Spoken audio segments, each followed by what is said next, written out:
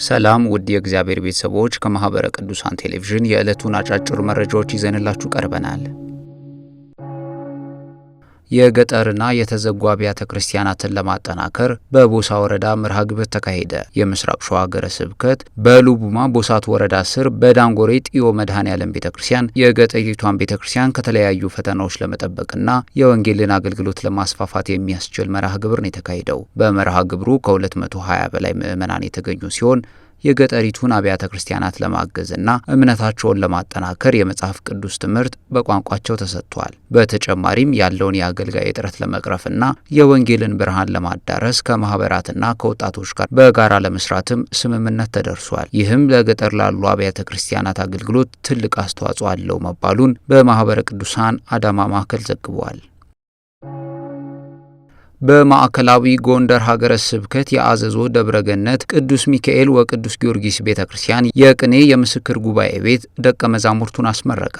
ጉባኤ ቤቱ ከ550 በላይ ደቀ መዛሙርት ያሉት ሲሆን በጎንደርና አዘዞ ካሉ አንጋፋ ጉባኤ ቤቶችም አንዱ መሆኑ ተገልጿል። እስካሁን 210 መምህራንን ያስመረቀው ጉባኤ ቤቱ አሁን ላይ 24 ደቀ መዛሙርትም መመረቃቸው ተገልጿል።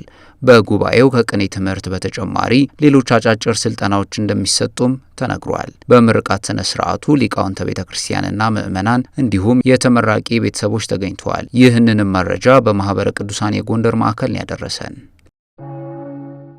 የአሜሪካ ማዕከል ስራ አስፈጻሚ ጉባኤ ዓመታዊ የገጽ ለገጽ ስብሰባ ላይ መሆኑ ተገለጸ።